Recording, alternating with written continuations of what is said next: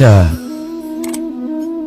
প্রত্যেকের জীবনেই সমস্যা আসা যাওয়া করে, আর প্রত্যেক মানুষ সমস্যা আসার পর তার সমাধান খুঁজতে উঠে পড়ে লাগেন। কিন্তু যখনই সমস্যার সমাধান হয়ে যায়, আমরা সুপ্রসন্ন হয়ে যাই এবং অসাবধানও হয়ে যাই।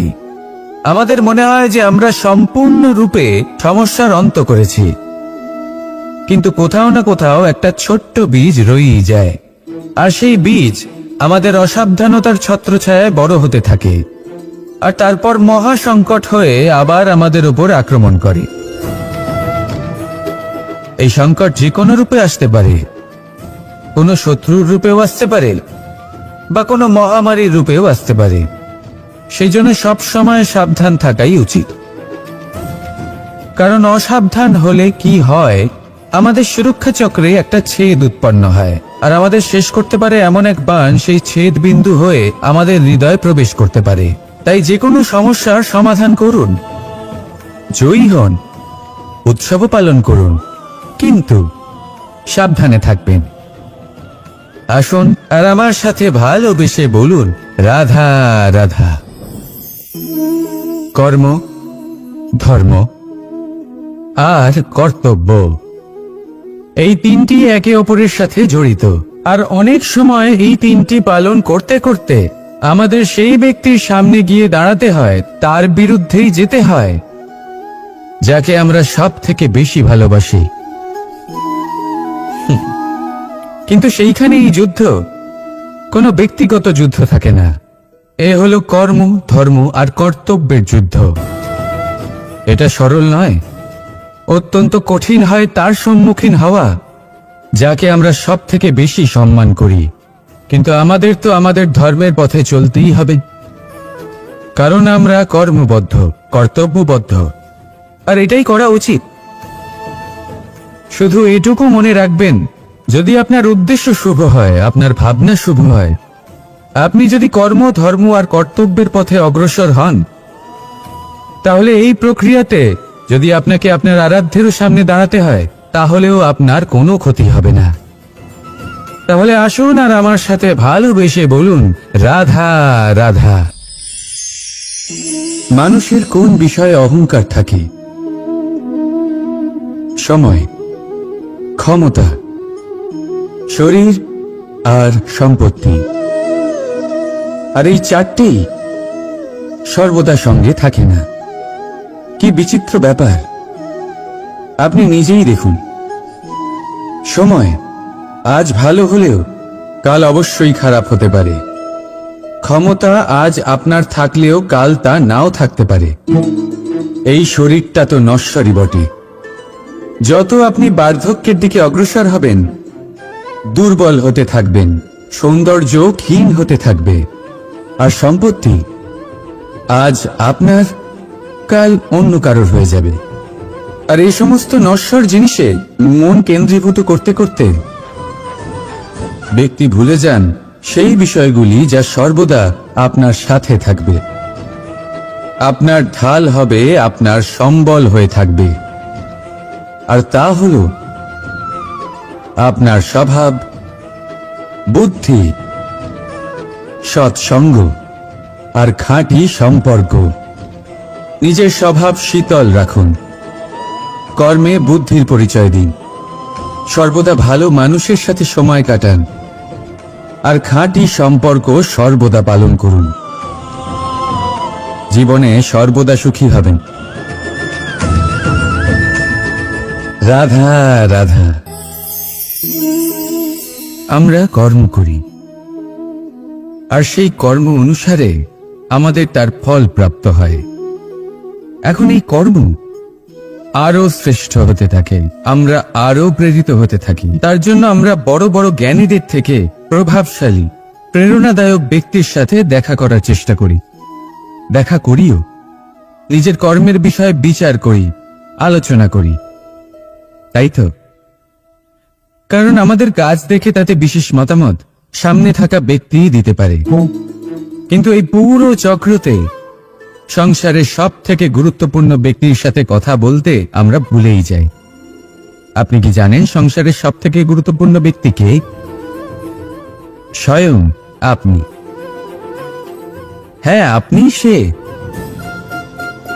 আপনি জীবিত আছেন, তাই এই সংসার জীবিত আছে। আপনি হলেন আপনার সমস্ত কর্মের কেন্দ্র। তাই এবার থেকে প্রতিদিন একটু সময় নিজের জন্য বের করে নিজের সাথে কথা বলুন। নিজেকে বুঝুন, নিজের কর্মকে বুঝুন। কিছু প্রশ্ন আসবে, কিছুর উত্তর পাবেন। আরো কিছু প্রশ্ন আসবে যার উত্তর আপনি অবশ্যই পাবেন, কিন্তু এটা করবেন অবশ্যই, না তো আপনি এই সংসারের সব থেকে গুরুত্বপূর্ণ ব্যক্তির সাথে দেখা করার সুযোগই হারিয়ে ফেলবেন। এবার বলুন, আপনি কি এরকম চাইবেন? রাধা রাধা, প্রেম, ঘৃণা, এই দুই হলো একই শব্দ। কিভাবে? দেখুন না, দুটোতেই আড়াই অক্ষর রয়েছে। দুটোই হলো সেই অনুভূতি যা আমাদের মনের সাথে জড়িত, আর এই দুই অনুভূতির সাথে জড়িত মানুষ আমাদের জন্য গুরুত্বপূর্ণ। পার্থক্য শুধু এটাই যে প্রেম পায় সম্মান আর ঘৃণাকে করা হয় অবজ্ঞা। এরকম কেন? কারণ প্রেম হলো সেই অনুভূতি যেখানে মানুষ সব কিছু দিয়ে দিতে চায়, সব কিছু লুটিয়ে দিতে চায়। সেখানে ঘৃণা হলো এমন অনুভূতি যেখানে মানুষ সবকিছু কেড়ে নিতে চায়, সবকিছু জিতে নিতে চায়। তাও প্রেমের অনুভূতি কখনো আপনাকে হারতে দেয় না, আর ঘৃণার অনুভূতি কখনো আপনাকে জিততে দেয় না। এবার কি করবেন আপনি? একটাই জীবন, ঘৃণার সাথে বাঁচবেন নাকি প্রেমের সাথে? আমি তো প্রেমকেই চয়ন করব। রাধা রাধা। পাওয়া এবং হারিয়ে ফেলা, এই দুই হলো জীবনের অভিন্ন অঙ্গ। আমরা যেমন কিছু পেয়ে থাকি, তেমন কিছু হারিয়েও থাকি। কিছু স্বপ্ন সার্থক হয়, আবার কিছু লক্ষ্য অপূর্ণই থেকে যায়। জীবনে এটা হয়েই থাকে, প্রত্যেকের জীবনেই এটা হয়ে থাকে। কিন্তু কারোর সাথে দেখা হলে আমরা কি ধরনের কথা বলি? আমরা সেই কথাই বলি যা আমরা হারিয়েছি। নিজেও দুঃখ পাই, আবার সামনের মানুষটাকেও দুঃখ দিই। তার থেকে অন্যরকম কিছু করার চেষ্টা করুন, ধনাত্মক চিন্তা করার চেষ্টা করুন। মন সেদিকেই দিন, স্মরণ শুধুমাত্র তাকেই করুন, গুরুত্ব তাকেই দিন যিনি আপনার কাছে রয়েছেন। যিনি আপনার কাছে নেই তার আশায় কষ্ট কেন পাচ্ছেন আপনি? সেগুলিকেই প্রাধান্য দিন যা আজ এখন বর্তমানে আপনার কাছে রয়েছে। যেমন আমি কংস মামাকে স্মরণ করি না, যিনি আমার ছেলেবেলা নষ্ট করে দিয়েছেন। আমি স্মরণ করি আমার যশোদা মাকে, আমার বলরাম দাদাকে, আমার রাধাকে, যারা আমার জীবনকে ভরিয়ে তুলেছেন। আপনিও ঠিক এটাই করুন, আর আমার সাথে ভালোবেসে বলুন, রাধা রাধা। কথায় বলা হয়, জীবনে ভালোবাসাই হলো সুখের মূল। এটা সত্য।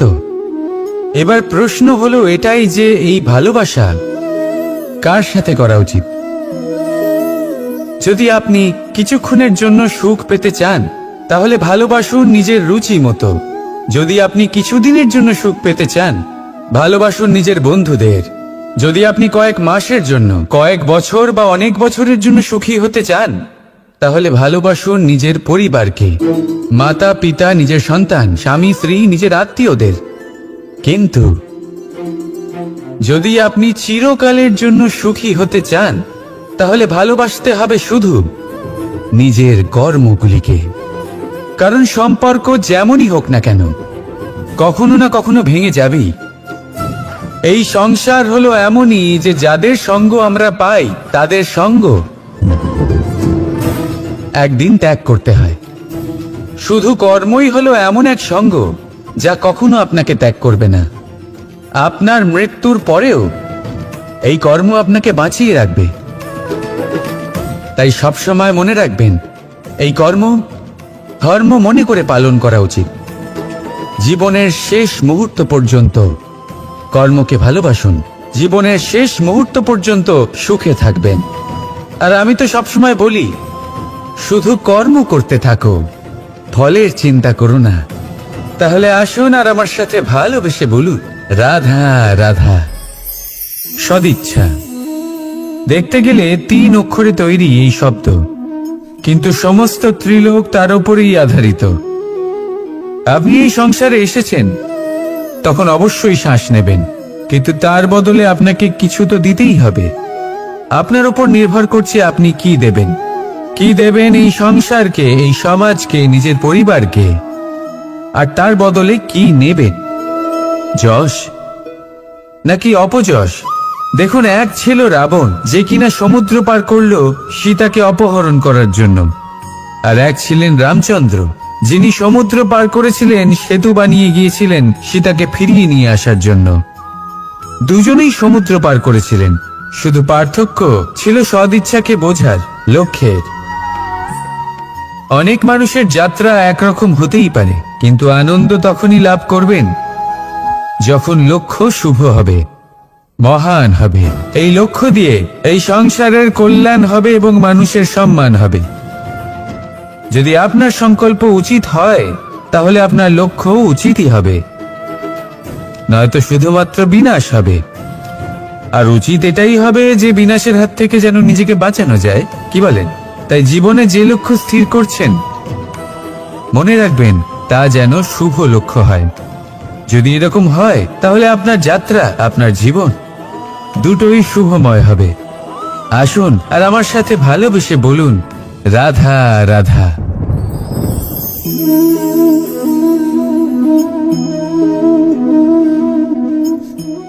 মুক্ত। এই মুক্তই সবাইকে মোহিত করে দেয়, নিজের দিকে আকর্ষিত করে। অত্যন্ত সুন্দর, গোল, শুভ্র।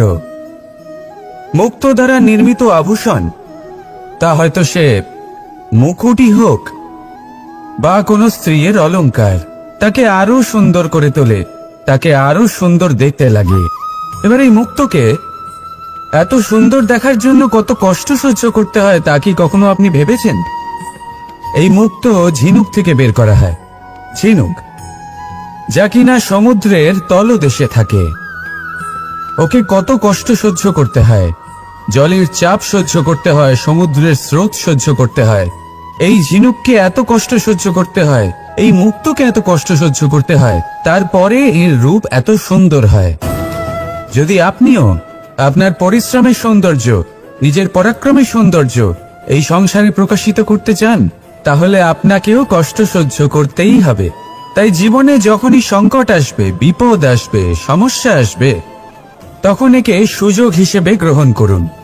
কারণ এই বিপদের সাথেই লড়াই করে আপনি মুক্তর মতোই পরিশুদ্ধ হয়ে উঠবেন। তাহলে আসুন আর আমার সাথে ভালোবেসে বলুন, রাধা রাধা। যখনই আমরা কথা বলি জলরাশির বিষয়ে, যখন আমরা তুলনা করি, তখন আমাদের খুব ভালো লাগে মিষ্টি সরোবর, পুকুর, নদী। আর আমরা অপেক্ষা করে থাকি সাগরের জন্য, সমুদ্রের জন্য। কেন করি?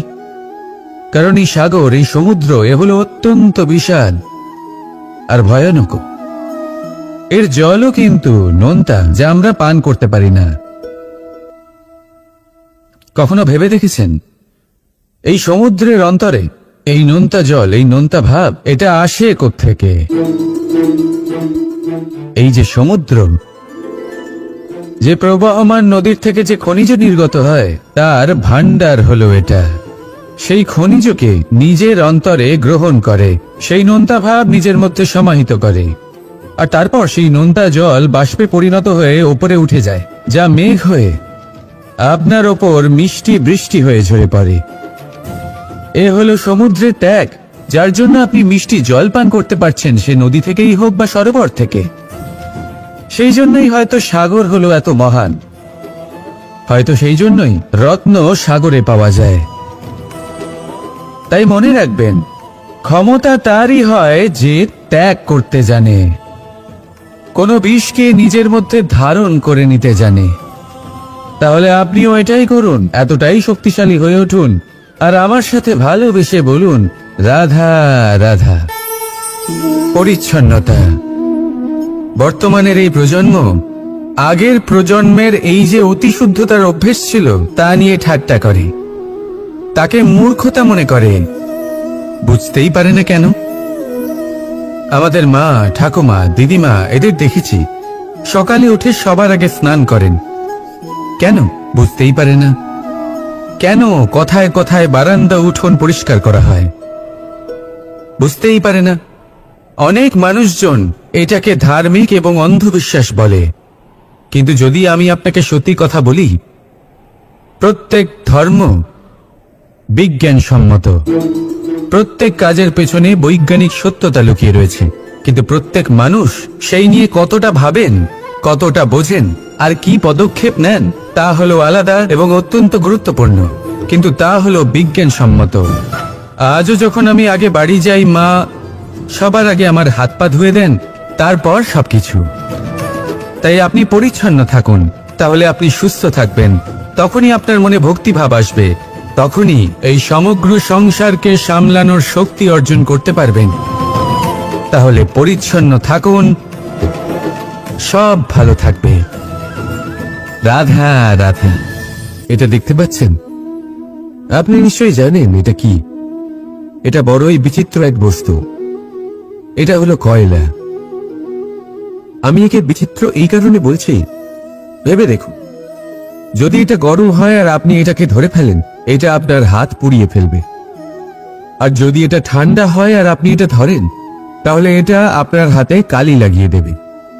অর্থাৎ যে কোনো পরিস্থিতিতেই, যে কোনো রূপেই থাকুক না কেন, গরম হোক অথবা ঠান্ডা, এটা কোনো না কোনো ভাবে আপনার ক্ষতি অবশ্যই করবে। এরকমই হয় খারাপ মানুষজন, বদ সঙ্গ, ঠিক কয়লার মতো। আপনি যদি কিছু নাও করেন, যাই হয়ে যাক, এরা যদি আপনার কাছে থাকে, তাহলে কোনো না কোনো ভাবে জীবনে আপনার কোনো না কোনো ক্ষতি অবশ্যই হবে। তাই নিজের জীবনে সবসময় সঙ্গতের নির্ণয় অত্যন্ত ভেবেচিন্তে করবেন। রাধা রাধা। ইচ্ছে, সিদ্ধান্ত আর নিশ্চয়তা, এই শব্দগুলো আমরা আমাদের জীবনে অনেকবার শুনেছি, তাই না? জীবনে অনেক যে এক কুয়ো খোঁড়ার সিদ্ধান্ত নিয়েছে, সে মাটি খোঁড়ার জন্য কোদাল অবশ্যই পেয়ে যায়। আর যে নিশ্চিত করে নিয়েছে, সে দেরি করে হলেও সেই শীতল জল অবশ্যই পেয়ে যায়। তাই জীবনে কেবল ইচ্ছে করবেন না, সিদ্ধান্ত নিন আর তারপর নিশ্চিত করুন, সব পেয়ে যাবে। আর ভালোবেসে বলুন, রাধা রাধা। স্বপ্ন আর লক্ষ্য একই মনে হয়। এই দুইয়েরই কথা মানুষ কল্পনা করেন, এই দুইই মানুষ অর্জন করতে চায়। আর এই দুই পূর্ণ হলে মানুষ নিজেকে অত্যন্ত ভাগ্যবান বলে মনে করেন। কিন্তু এই দুইয়ের মধ্যে পার্থক্য আছে। পার্থক্য এই যে স্বপ্নের জন্য বিনা পরিশ্রমের ঘুম দরকার হয়, আর লক্ষ্যের জন্য বিনা ঘুমের পরিশ্রম। যে ব্যক্তি ঘুমের মধ্যে স্বপ্ন দেখতে থাকেন, জেগে ওঠার পর তার হাত খালি থেকে যায়। আর যে ব্যক্তি পরিশ্রম করেন, শয়নকালেও তার হাত তার লক্ষ্যেই থাকে। তাই যদি স্বপ্নও দেখতে হয়, তাহলে লক্ষ্য জেনে পরিশ্রম করুন আর ভালোবেসে বলুন, রাধা রাধা। জীবনে কিছু করে দেখাতে হলে বদল আনতে পারবে, তাকে পথ দেখাতে পারবে, তার জীবনে পরিবর্তন আনতে পারবে। আর তাই মানুষ সংসার জুড়ে তাকেই খোঁজেন, যিনি তার পাশেই আছেন।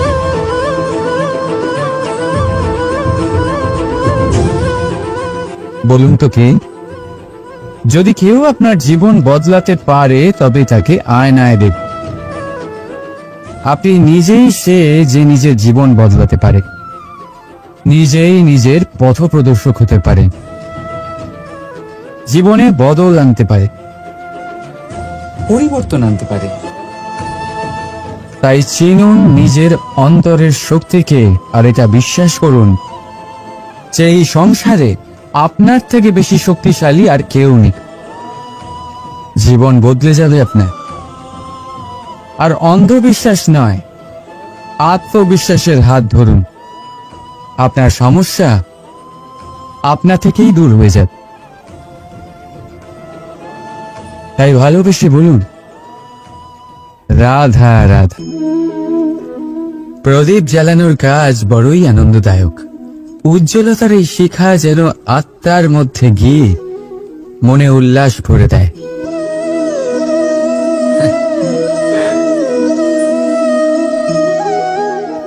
এই আমি কি করলাম?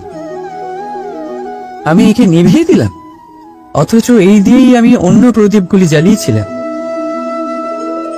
কারণ যতক্ষণ এই শিখা অন্য প্রদীপগুলিকে জ্বালাচ্ছিল, ততক্ষণ এই নিজেও জ্বলছিল। কিন্তু যেই ও এই কাজ করা ছেড়ে দিল, তখন একেও নিভতে হল। বুঝলেন? সেরকমই জীবন হলো উজ্জ্বলতা দেওয়ার আরেক নাম। যদি জীবনে শুভ কাজ করেন, অপরের উপকার করে, অন্যদের সহায়তা করে, তাহলেই জীবিত থাকবেন। আর যেদিন এই কাজ করা আপনি বন্ধ করে দেবেন, শ্বাস প্রশ্বাস নেওয়া সত্ত্বেও মৃত হয়ে যাবেন। তাই যতক্ষণ শ্বাস চলছে, আশারূপী উজ্জ্বলতা ছড়াতে থাকুন। বিশ্বাস করুন, মৃত্যুর পরেও আপনি অমর থাকবেন। তাই ভালোবেসে বলুন, রাধা রাধা। যবে থেকে যে প্রাণের অস্তিত্ব পেয়েছে, তবে থেকেই আরো একটি শব্দ জন্ম লাভ করেছে, সংঘর্ষ। জন্মলগ্ন থেকেই মানুষকে বাঁচার জন্য সংঘর্ষ করে যেতে হয়। কখনো নিজের লক্ষ্যে পৌঁছবার জন্য সংঘর্ষ করতে হয়, আর কখনো যা পেয়েছেন তাকে রক্ষার জন্য সংঘর্ষ করতে হয়। কিন্তু প্রত্যেকে একই অভিযোগ করে যে সংঘর্ষ করার সময় ভীষণ কষ্ট হয়। আপনি যোদ্ধা হলে প্রহার আপনাকে সহ্য করতেই হবে। সাঁতার শিখতে হলে জলে আপনাকে প্রবেশ করতেই হবে। পায়ের তলায় তাদেরই কড়া পড়ে যারা রোজ হাঁটেন, আর যারা হাঁটেন তারা নিজেদের লক্ষ্যে অবশ্যই পৌঁছন। তাই মনে রাখবেন, জীবন ততক্ষণই আছে যতক্ষণ কর্ম করবেন। তাই সংঘর্ষ করতে থাকুন, কষ্ট ভুলে যান, আর আমার সাথে ভালোবেসে বলুন, রাধা রাধা।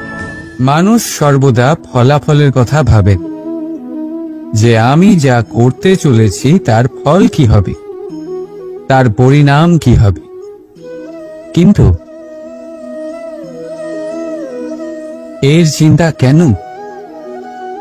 কারণ কর্ম যদি শুভ হয়, তাহলে তার পরিণাম খারাপ হতেই পারে না। শুভ চিন্তা নিয়ে যারা কর্ম করেন, তাদের ফলের চিন্তা কিসের?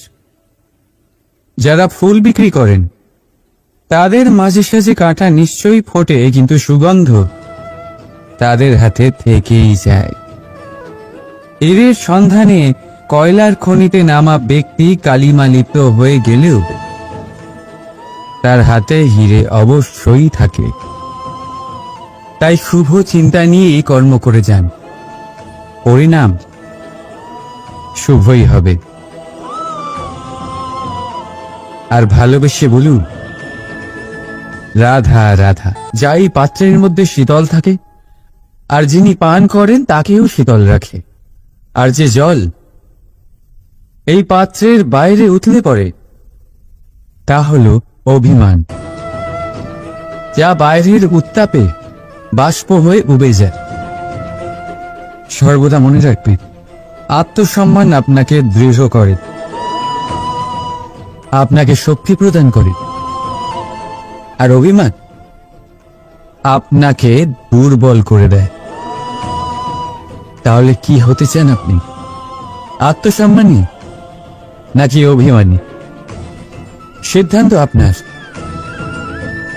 রাধা রাধা। সমস্যা। প্রত্যেকের জীবনেই সমস্যা আসা যাওয়া করে, আর প্রত্যেক মানুষ সমস্যা আসার পর তার সমাধান খুঁজতে উঠে পড়ে লাগেন। কিন্তু যখনই সমস্যার সমাধান হয়ে যায়, আমরা সুপ্রসন্ন হয়ে যাই এবং অসাবধান হয়ে যাই। আমাদের মনে হয় যে আমরা সম্পূর্ণরূপে সমস্যার অন্ত করেছি, কিন্তু কোথাও না কোথাও একটা ছোট্ট বীজ রয়েই যায়, আর সেই বীজ আমাদের অসাবধানতার ছত্রছায়ায় বড় হতে থাকে, আর তারপর মহা সংকট হয়ে আবার আমাদের উপর আক্রমণ করে। এই সংকট যে কোনো রূপে আসতে পারে, কোনো শত্রুর রূপেও আসতে পারে, বা কোনো মহামারীর রূপেও আসতে পারে। সেই জন্য সবসময় সাবধান থাকাই উচিত, কারণ অসাবধান হলে কি হয়, আমাদের সুরক্ষা চক্রে একটা ছেদ উৎপন্ন হয়, আর আমাদের শেষ করতে পারে এমন এক বাণ সেই ছেদ বিন্দু হয়ে আমাদের হৃদয়ে প্রবেশ করতে পারে। তাই যে কোনো সমস্যার সমাধান করুন, জয়ী হন, উৎসব পালন করুন, কিন্তু সাবধানে থাকবেন। আসুন আর আমার সাথে ভালোবেসে বলুন, রাধা রাধা। কর্ম, ধর্ম আর কর্তব্য, এই তিনটি একে অপরের সাথে জড়িত, আর অনেক সময় এই তিনটি পালন করতে করতে আমাদের সেই ব্যক্তির সামনে গিয়ে দাঁড়াতে হয়, তার বিরুদ্ধেই যেতে হয়, যাকে আমরা সব থেকে বেশি ভালোবাসি। কিন্তু সেইখানেই যুদ্ধ, কোনো ব্যক্তিগত যুদ্ধ থাকে না। এ হলো কর্ম, ধর্ম আর কর্তব্যের যুদ্ধ। এটা সরল নয়, অত্যন্ত কঠিন হয় তার সম্মুখীন হওয়া যাকে আমরা সব থেকে বেশি সম্মান করি। কিন্তু আমাদের তো আমাদের ধর্মের পথে চলতেই হবে, কারণ আমরা কর্মবদ্ধ, কর্তব্যবদ্ধ, আর এটাই করা উচিত। শুধু এটুকু মনে রাখবেন, যদি আপনার উদ্দেশ্য শুভ হয়, আপনার ভাবনা শুভ হয়, আপনি যদি কর্ম, ধর্ম আর কর্তব্যের পথে অগ্রসর হন, তাহলে এই প্রক্রিয়াতে যদি আপনাকে আপনার আরাধ্যেরও সামনে দাঁড়াতে হয়, তাহলেও আপনার কোনো ক্ষতি হবে না। তাহলে আসুন আর আমার সাথে ভালোবেসে বলুন, রাধা রাধা। মানুষের ক্ষমতা আজ আপনার থাকলেও কাল তা নাও থাকতে পারে। এই শরীরটা তো নশ্বরই বটে। যত আপনি বার্ধক্যের দিকে অগ্রসর হবেন, দুর্বল হতে থাকবেন, সৌন্দর্য ক্ষীণ হতে থাকবে, আর সম্পত্তি আজ আপনার, কাল অন্য কারোর হয়ে যাবে। আর এই সমস্ত নশ্বর জিনিসে মন কেন্দ্রীভূত করতে করতে ব্যক্তি ভুলে যান সেই বিষয়গুলি যা সর্বদা আপনার সাথে থাকবে, আপনার ঢাল হবে, আপনার সম্বল হয়ে থাকবে। আর তা হল আপনার স্বভাব, বুদ্ধি, সৎসঙ্গ আর খাঁটি সম্পর্ক। নিজের স্বভাব শীতল রাখুন, কর্মে বুদ্ধির পরিচয় দিন, সর্বদা ভালো মানুষের সাথে সময় কাটান, আর খাঁটি সম্পর্ক সর্বদা পালন করুন। জীবনে সর্বদা সুখী হবেন। রাধা রাধা। আমরা কর্ম করি, আর সেই কর্ম অনুসারে আমাদের তার ফল প্রাপ্ত হয়। এখন এই কর্ম আরো শ্রেষ্ঠ হতে থাকে, আমরা আরো প্রেরিত হতে থাকি। তার জন্য আমরা বড় বড় জ্ঞানীদের থেকে প্রভাবশালী, প্রেরণাদায়ক ব্যক্তির সাথে দেখা করার চেষ্টা করি, দেখা করিও। নিজের কর্মের বিষয়ে বিচার করি, আলোচনা করি, তাই তো? কারণ আমাদের কাজ দেখে তাতে বিশেষ মতামত সামনে থাকা ব্যক্তি দিতে পারে।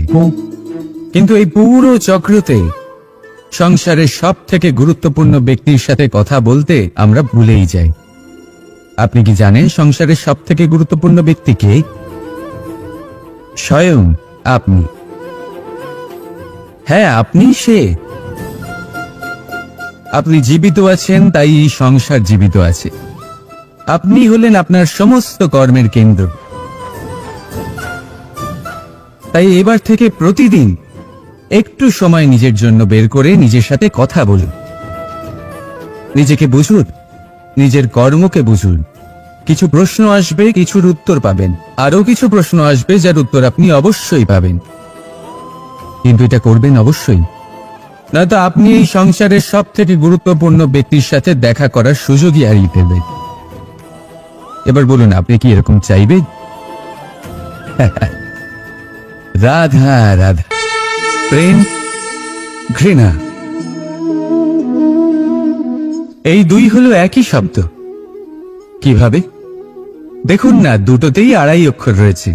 দুটোই হলো সেই অনুভূতি যা আমাদের মনের সাথে জড়িত, আর এই দুই অনুভূতির সাথে জড়িত মানুষ আমাদের জন্য গুরুত্বপূর্ণ। পার্থক্য শুধু এটাই যে প্রেম পায় সম্মান আর ঘৃণাকে করা হয় অবজ্ঞা। এরকম কেন? কারণ প্রেম হলো সেই অনুভূতি যেখানে মানুষ সব কিছু দিয়ে দিতে চায়, সব কিছু লুটিয়ে দিতে চায়। সেখানে ঘৃণা হলো এমন অনুভূতি যেখানে মানুষ সবকিছু কেড়ে নিতে চায়, সবকিছু জিতে নিতে চায়। তাও প্রেমের অনুভূতি কখনো আপনাকে হারতে দেয় না, আর ঘৃণার অনুভূতি কখনো আপনাকে জিততে দেয় না। এবার কি করবেন আপনি? একটাই জীবন, ঘৃণার সাথে বাঁচবেন নাকি প্রেমের সাথে? আমি তো প্রেমকেই চয়ন করব। রাধা রাধা। পাওয়া এবং হারিয়ে ফেলা, এই দুই হলো জীবনের অভিন্ন অঙ্গ। আমরা যেমন কিছু পেয়ে থাকি তেমন কিছু হারিয়েও থাকি। কিছু স্বপ্ন সার্থক হয়, আবার কিছু লক্ষ্য অপূর্ণই থেকে যায়। জীবনে এটা হয়েই থাকে, প্রত্যেকের জীবনেই এটা হয়ে থাকে।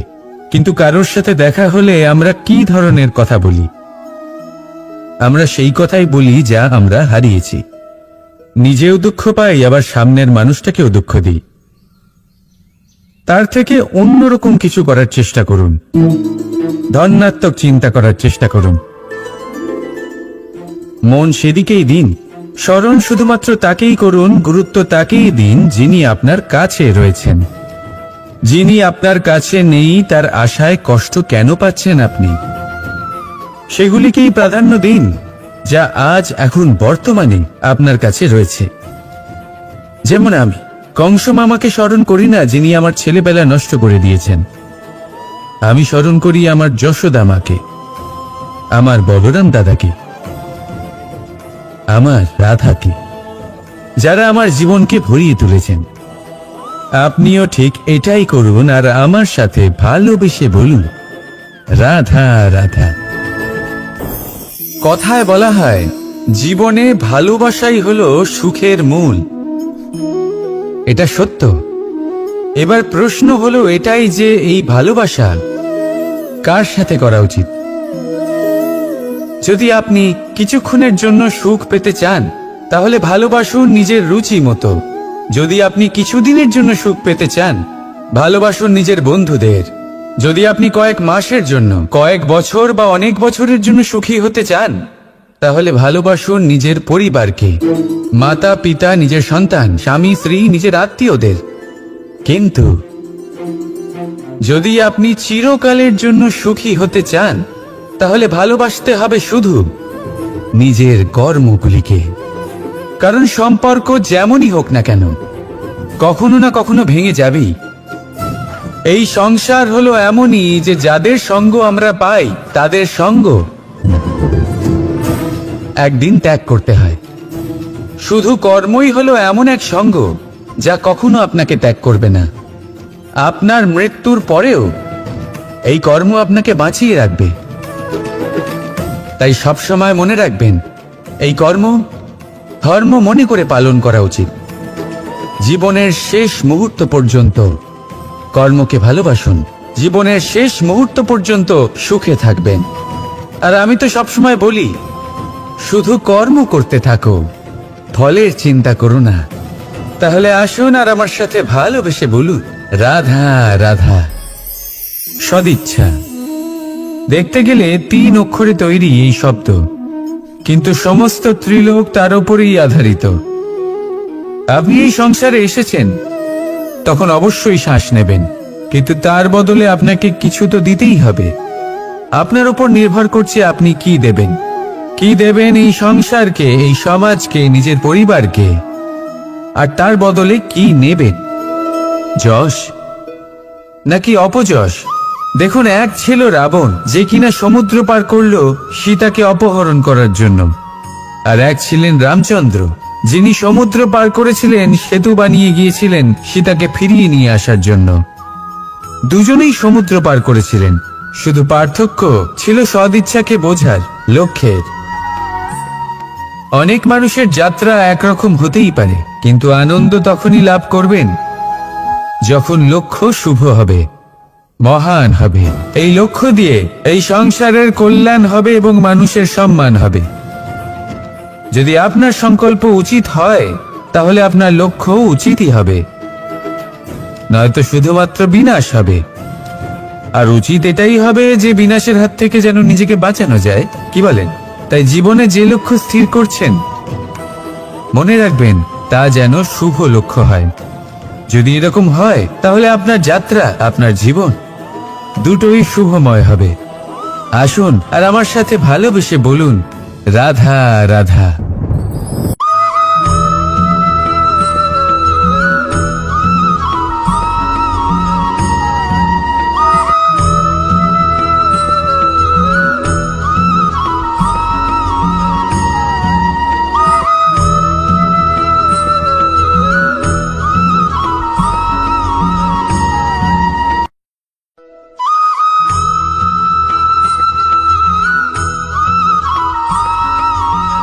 এই সংসারে সবথেকে বেশি কোমল বস্তু হলো রেশম। এই রেশম এতটাই কোমল হয় যে এর পুরো একটা থান শুধুমাত্র একটা হাতে ধরা সম্ভব। কখনো ভেবে দেখেছেন এই রেশম কিভাবে হয়? একটি কীট তার লালার দ্বারা উৎপন্ন হয়।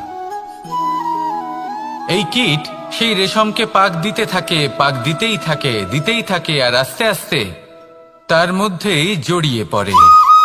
শেষে ওর এই সুন্দর অমূল্য সৃষ্টি রেশমের জন্য এই কীটগুলিকে এই কবচের সাথেই ফুটন্ত জলে ফেলে দেওয়া হয়। এই সংসারে যদি আমাদের স্বপ্ন এই সংসারের দুঃখ হরণ করার জন্য, এই সংসারে সুখ বিতরণ করার জন্য হয়, তবেই আমাদের প্রগতি সম্ভব। যদি আমাদের এই স্বপ্ন শুধুই আমাদের এবং আমাদের স্বার্থ সিদ্ধির জন্য হয়, তাহলে এই স্বপ্ন আমাদের অন্ধ করে দেবে, আমাদের অন্ধকারের পথে নিয়ে যাবে, আর আমরাও সেই কীটের মতো হয়ে যাব। নিজেদেরই মায়াজালে আমরা নিজেই ফেঁসে যাব, আর শেষে আমরা যদি কিছু লাভ করি তা হবে একাকিত্ব, অন্ধকারময় মৃত্যু। তাই স্বপ্ন অবশ্যই দেখুন, কিন্তু এমন ভাবে স্বপ্ন দেখবেন না যে তার এই বন্দিগৃহে আপনি নিজেই ফেঁসে গেলেন। স্বপ্ন দেখুন পরোপকারে।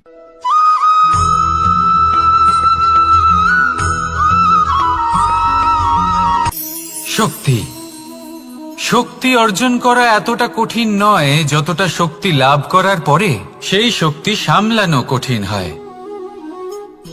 কারণ যেই মানুষ শক্তি লাভ করে তার মনে গর্ববোধ জন্মায়, জন্মায় অহংকার, জন্মায় জেদ।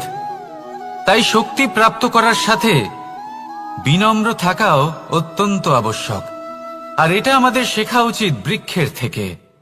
বৃক্ষ যা আমাদের ফল দেয়, বৃক্ষ যা যত ফল দেয় ততটাই ঝুঁকে যায়। আমরা পাথর মারি ওই বৃক্ষের থেকে ফল প্রাপ্ত করার জন্য। সেই পাথরের মার সহ্য করেও বৃক্ষ আমাদের ফল দেয়। কোনো গর্ববোধ নেই, কোনো অহংকার বোধ নেই, আর সেই জন্য এই বৃক্ষের পুজো করা হয়। এটাই হলো মাহাত্ম্য শক্তির সাথে বিনম্রতার। যদি এই শক্তি সৃজন করে থাকে, সাহায্য করে থাকে, সম্বল হয়ে থাকে, তবেই সেই শক্তি উপযুক্ত। আর নয়তো সেই শক্তি একদিন আপনাকে আসক্ত অবশ্যই করবে। তাহলে শক্তি অবশ্যই অর্জন করুন, কিন্তু তার সাথে সেই শক্তি সামলানোর মতো বিবেকও আপনাকে অবশ্যই জাগ্রত করতে হবে। তাহলে আসুন আমার সাথে ভালোবেসে বলুন, রাধা রাধা।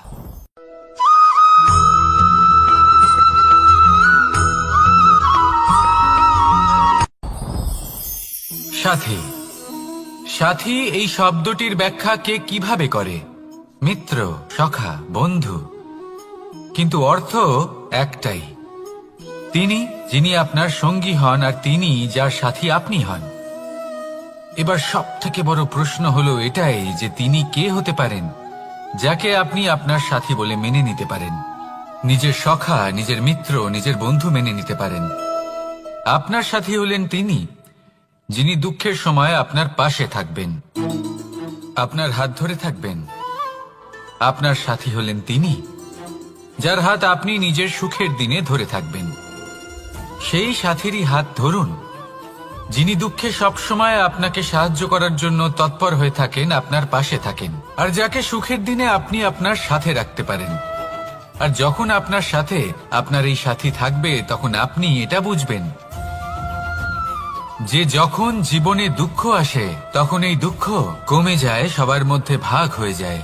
আর যদি তখন সুখ আসে তাহলে সেটা সবার উপস্থিতিতে আরো বেড়ে যায়। এটাই হলো প্রেম, এটাই হলো ভালোবাসা, এটাই হলো সঙ্গ। যেমন সম্পর্ক আমার আর রাধার মাঝে। তাহলে আসুন আর আমার সাথে ভালোবেসে বলুন, রাধা রাধা।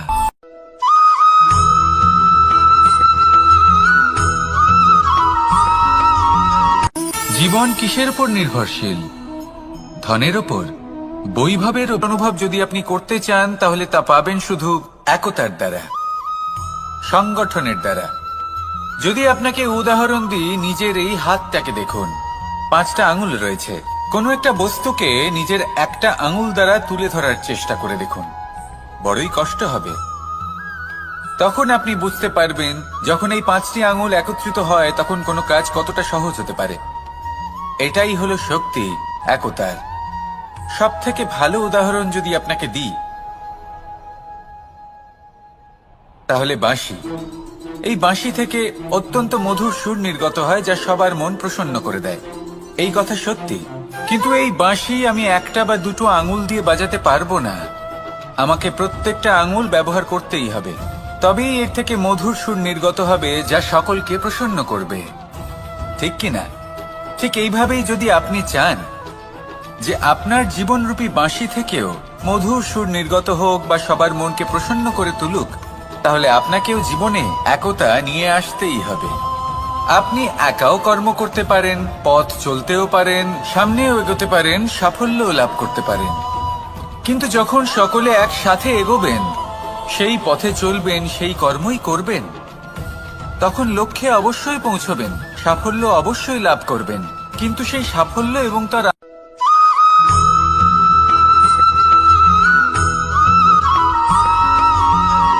পুরুষার্থ। শাস্ত্রে 4 ধরনের পুরুষার্থের কথা বলা হয়েছে। প্রথম হলো ধর্ম। আপনি কি জানেন এই ধর্ম হলো সেটা যাকে ধারণ করা যেতে পারে, আর ধারণ শুধু সেটাই করা যায় যা পবিত্র। পবিত্র শুধু তাকেই বলা হয় যা নিঃস্বার্থ, যার মধ্যে শাসন করার কোনো ইচ্ছে নেই, যা সরলভাবেই প্রবাহমান, জল এবং বায়ুর মতো। যখন কোনো ব্যক্তি ধর্মকে ধারণ করেন এবং সেই ধর্ম সেই ব্যক্তিকে রক্ষা করে, তখন তাকে ধর্ম বলা হয়। ধর্ম যা রক্ষা করে অহংকার থেকে, খারাপ চিন্তার হাত থেকে। সেই জন্য পুরুষার্থ গড়ে তোলার আগে, ধর্ম পালন করার আগে ধর্মের প্রকৃত অর্থ কি সেটা বুঝে নিন। এটা জেনে রাখুন যে সমস্ত ধর্মের আধার, সমস্ত ধর্মের ভিত শুধুমাত্র ভালোবাসা। আসুন আর এই ভালোবাসার সাথেই বলুন, রাধা রাধা।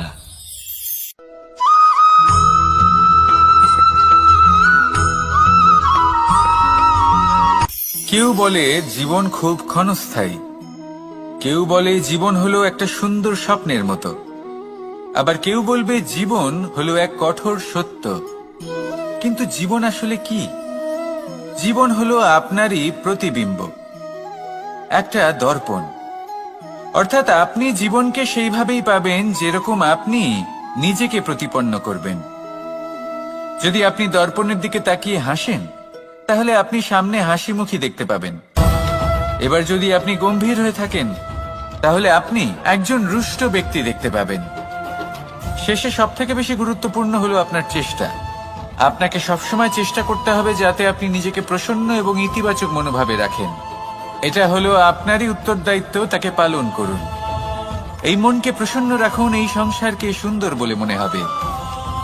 আর এই মন প্রসন্ন হয়ে বলবে, রাধা রাধা।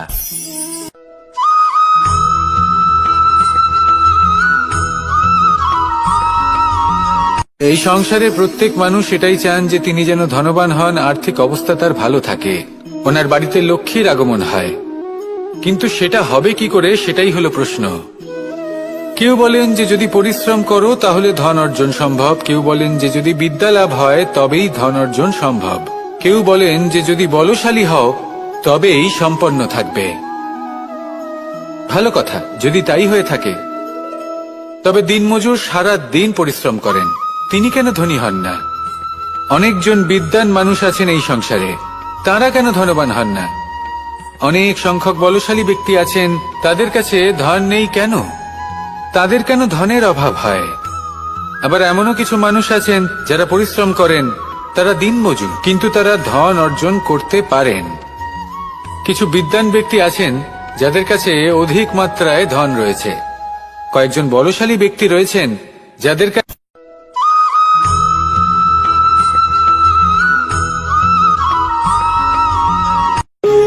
যখন মানুষের মৃত্যু হয় তখন কি হয়? অনেক সংখ্যক মানুষ শোক পালন করতে চলে আসেন। যে ব্যক্তি মৃত্যু লাভ করেছেন তার অনেক বস্তু থাকে যেগুলো তার প্রিয়, যেগুলো তিনি ব্যবহার করেছেন, তার শয্যা, তার বস্ত্র, তার আভূষণ, সবকিছু তার থেকে বিচ্ছিন্ন করা হয় এবং খালি হাতে তাকে শ্মশানের উদ্দেশ্যে রওনা করা হয়। আমি আপনাকে এই প্রশ্ন করতে চাই, আপনি এই সংসারে কি অর্জন করেছেন? ধন, সম্পত্তি, বস্ত্র, আভূষণ, এই সবকিছু যে আপনি অর্জন করেছেন, আপনার মৃত্যুর পরে তা আপনার থেকে দূর হয়ে যাবে। এর উত্তর হলো একটাই, আপনার কর্ম। শুধু সেটাই আছে যা একান্ত আপনার, আর শুধু সেটাই এই সংসার থেকে চলে যাওয়ার পরেও সংসারেই জীবিত থাকবে। যদি আপনি দুষ্কর্ম করেন তাহলে এই সংসার আপনাকে একটি অনুচিত উদাহরণ হিসেবে মনে রাখবে যে এই ব্যক্তি খুব পাপী ছিল, অনুচিত কর্ম করতেন। যে পথে তিনি চলেছেন সেই পথে কারোর চলা উচিত নয়। সেখানেই যদি আপনি সৎকর্ম করেন তাহলে সংসার চিরকাল এটাই বলবে যে খুব ভালো মানুষ ছিলেন, সবাইকে ভালোবাসতেন, সবাইকে সাহায্য করতেন, আমার খুব প্রিয় মানুষ ছিলেন। এটাই হলো শ্রেষ্ঠ কর্ম।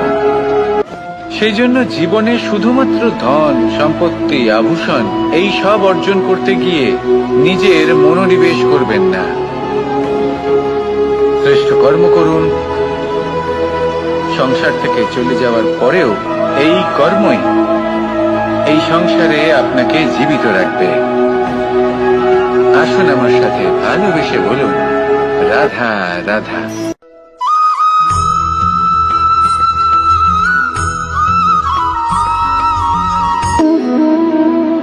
সম্পর্ক হলো আমাদের জীবনের একটি আধার।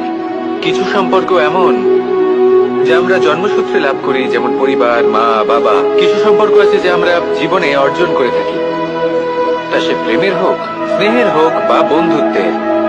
এই সকল সম্পর্ক লাভ করার বা গড়ে তোলার 5টি ধাপ রয়েছে। প্রথম ধাপ, কোনো ব্যক্তির সাথে আলাপ হওয়া, তার সাথে কথা বলা বা তাকে দেখা। দ্বিতীয় ধাপ, সে ব্যক্তিকে আমাদের ভালো লাগা। তৃতীয় ধাপ, আমাদের এটা চাইতে শুরু করা যে জীবনে এই ব্যক্তি যেন আমাদের বন্ধু হন, আমাদের জীবনে থাকেন, বা আমাদের কাউকে ভালোবেসে ফেলা আর এটা আমাদের ভাবা বা চাওয়া যে সেই ব্যক্তি যেন আজীবন আমার সাথে থাকেন, আমার জীবনে আমার সাথী হয়ে। চতুর্থ ধাপ, লাভ করা। এবার এই ধাপটি অনেক মানুষের পক্ষেই খুবই সরল হয়, বড়ই সরল ভাবে নিজেদের সঙ্গীকে লাভ করে থাকেন। কিছু মানুষের জন্য এই ধাপ অত্যন্ত কঠিন হয়ে থাকে। অনেক প্রতিকূল পরিস্থিতির উপর জয়লাভ করে তারা সঙ্গীকে লাভ করেন, কিন্তু লাভ অবশ্যই করেন। এরপরে আসে পঞ্চম, অন্তিম এবং সব থেকে গুরুত্বপূর্ণ ধাপ। সেটা হলো সেই সম্পর্ক পালন করা। এটা হলো এমন এক বিষয় যা প্রত্যেক মানুষের শেখা যদি ব্যক্তি নিজের জীবনে সম্পর্ক রক্ষা করতে শিখে যান, তবে প্রত্যেক সম্পর্ক তার জীবনকে স্বর্গ করে তুলবে। আসুন আর আমার সাথে ভালোবেসে বলুন, রাধা রাধা।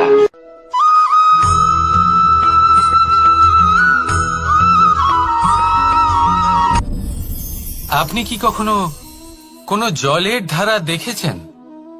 তার সামনে যতই মাটি থাকুক না কেন, যতই কাদা থাকুক না কেন, যখন এই জলের ধারা বইতে আরম্ভ করে দেয়, তাহলে নিজের মনের, নিজের ভাবনার, নিজের জীবনের যত অনাবশ্যক তত্ত্ব আছে, অনুপযোগী অংশ রয়েছে, অর্থাৎ অপরিষ্কার অংশ রয়েছে, তা নিজে থেকেই নির্মল হয়ে উঠবে।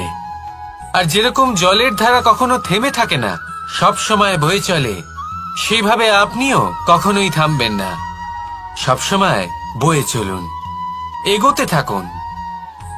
পথে যদি অনেক বিপদ আসে, সমস্যা আসে, থামবেন না, তার উপর নিরন্তর প্রহার করুন, নিরন্তর প্রয়াস করুন আর অগ্রসর হন। আপনি ভেবে দেখুন, এই জলের ধারা কখনো থেমে থাকে না, সবসময় বয়ে চলে, বিপদের সম্মুখীন হয়ে তাকে সাথে বয়ে নিয়ে চলে।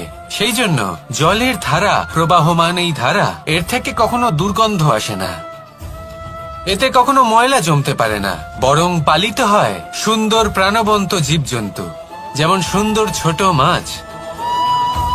তাই আপনিও এটাই করুন, কখনো থামবেন না, শুধু চলতে থাকুন, জলের ধারার মতো বইতে থাকুন। আপনি আপনার লক্ষ্য অবশ্যই খুঁজে পাবেন, আর তার সাথে নিজের অন্তরের যে মালিন্য রয়েছে, তা আপনি নিজেই নিজের থেকে দূরে করে দেবেন। তাহলে আসুন আর আমার সাথে ভালোবেসে বলুন, রাধা রাধা।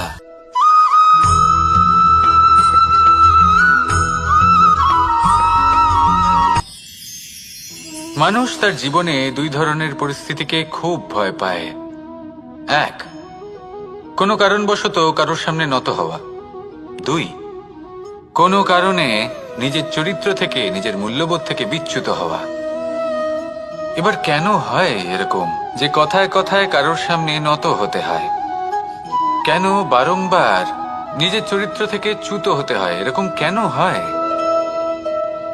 এটা তখনই হয় যখন আমাদের শিক্ষা এবং মূল্যবোধের অভাব থাকে।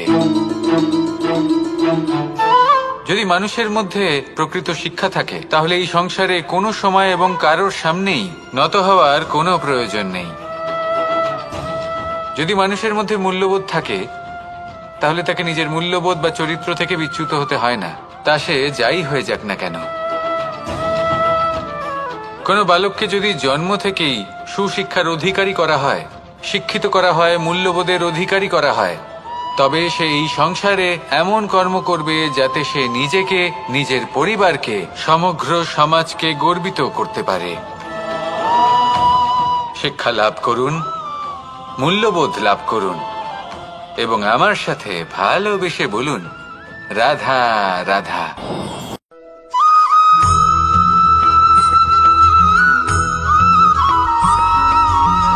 আপনি কখনো দিয়ে তাদের ঠোঁটে খাবার পরিবেশন করে, কিন্তু যেই সেই সন্তানেরা হৃষ্টপুষ্ট হয়ে যায় এবং সেই কথা বাজ নিজে বুঝতে পেরে যায়, সেই বাজ নিজেই সেই বাসা ছিন্ন ভিন্ন করে দেয়। সেই সন্তান যাদের সবেমাত্র ডানা গজিয়েছে, কিভাবে উঠতে হয় তারা জানে না, সেই সন্তানগুলিকে উচ্চতা থেকে ঠেলে দেয়। সেই সন্তান প্রথমে ভয়ভীত হয়ে যায়, তারা সামনে মৃত্যুকে দেখতে পেয়ে ভয়ের কারণে তাদের ডানা ঝাপটাতে থাকে, আর সেই প্রক্রিয়াতেই সেই সন্তানগুলি উড়তে শুরু করে দেয়। এবার এই ঘটনায় আমরা কি শিক্ষা পেতে পারি?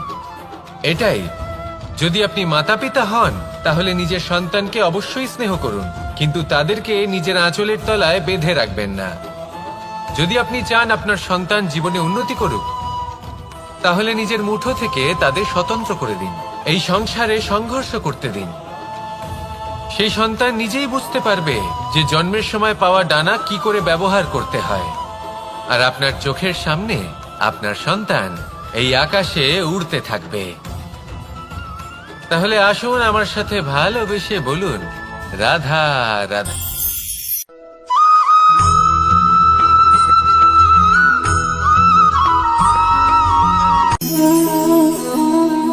নিয়তি। রাধা আমাকে বলে, কৃষ্ণ, যদি তুমি জানো যে নিয়তিতে কি আছে তাহলে তাকে বদলে দাও না কেন? মহাদেব আমাকে বলেন যে শ্রীকৃষ্ণ, যদি আপনি এটা জানেন যে সাম্বের নিয়তি এটাই, তাহলে আপনি তাকে বদলানোর চেষ্টা কেন করেন? কেন? কারণ আমি একজন পিতা, আর পিতার কর্তব্য এটাই, তিনি যেন সম্ভাব্য সব চেষ্টা করেন নিজের সন্তানের মঙ্গলের জন্য। নিয়তি আমি জানি, কিন্তু এটাও আমি জানি যে কর্মের থেকে বড় আর কোনো নিয়তি হতে পারে না। অভিজ্ঞতাও রয়েছে যে কর্মের হাতে নিয়তির এই চক্র বদলে যেতে পারে। তাই জীবনে যদি আপনার কখনো এমন মনে হয় যে এটা তো অসম্ভব, তখনও চেষ্টা করা কখনোই ছাড়বেন না। কে বলতে পারে আপনারই কর্মের কোনো এক বীজ হয়তো নিয়তির চাকায় আটকে গেল আর নিয়তিকে নিজের পথ পাল্টাতে হলো, ঠিক কিনা? সেই জন্য নিয়তিকে ভাগ্য মেনে নিয়ে চুপ করে বসে থাকবেন না। নিজের নিয়তি স্বয়ং নিজের কর্মের দ্বারা নির্ধারিত করুন, কারণ আপনার এই কর্মের ওপরেই আপনার অধিকার রয়েছে, আর এই অধিকারকে নিয়তি অনেক সময় সম্মানও করে। তাহলে আসুন আর আমার সাথে ভালোবেসে বলুন, রাধা রাধা।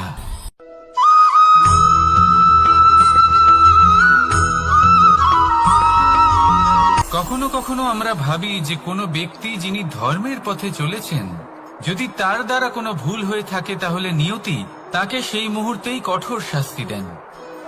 কিন্তু সেই সব মানুষ যারা সংসারের সবথেকে বড় অধর্মী, বহু নিকৃষ্ট মানের কাজ করেন, তাদের নিয়তি অনেক সুযোগ দেন।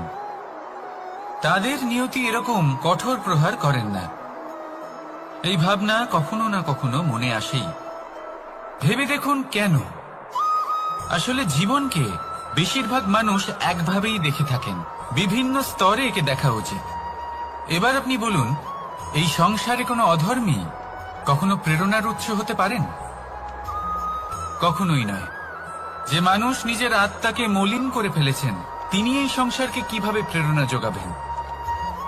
উনি নিজেই বুঝতে পারেন না কোনটা করা উচিত, ধর্ম কোনটা। তাই নিয়তি তাকে একটা সুযোগ দেন, এটা বোঝার সুযোগ দেন যে কোনটা উচিত, কোনটা ধর্ম।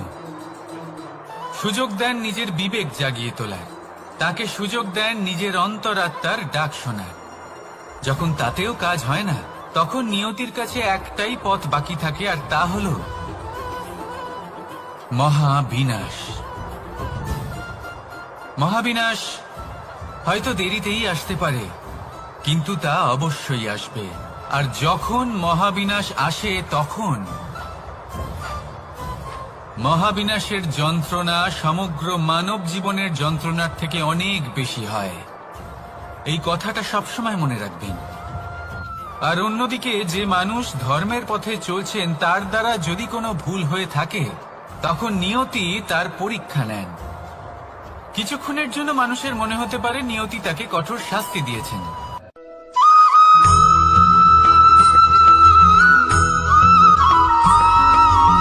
এই সংসারে কখনো কোনো ব্যক্তিকে তার বাইরের পোশাক দেখে বিচার করার চেষ্টা করবেন না, এটা খুব বড় ভুল করবেন। যেমন আমরা জীবনে অনেক সময় এমন করি, ধরুন কোথাও একটা গাছ দেখলাম, খুব বিশাল আকারের একটা গাছ, যেটা মাটির থেকে অনেক উঁচুতে পৌঁছে গেছে, যার বিশাল শাখা আছে। সেগুলো দেখে আমরা ভাবি যে এই গাছে হয়তো কত সুস্বাদু ফল আছে, আমরা সেই গাছের পরিচর্যা করতে থাকি।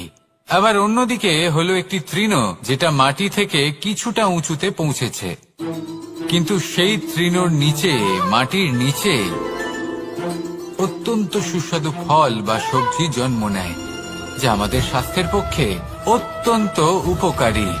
সেই জন্য কখনো আবরণ দেখে কাউকে বিচার করতে চেষ্টা করবেন না। তার বদলে এটা বোঝার চেষ্টা করুন যে আপনার সামনে যে ব্যক্তি আছে বা বস্তু আছে, তার বিশেষত্ব কি। যদি এই বিশেষত্ব বোঝার ক্ষমতা আপনি অর্জন করেন, যদি এই শিল্প আপনি নিজের ভেতরে জাগ্রত করেন, তাহলে এই সংসারে বিশেষত্ব কি সেটা আপনি জানতে পারবেন। আর এই সমস্ত খেলা দৃষ্টি থেকে নয়, দৃষ্টিভঙ্গি থেকে জন্ম নেয়। দৃষ্টিভঙ্গি সবসময় শুভ রাখুন আর আমার সাথে ভালোবেসে বলুন, রাধা রাধা।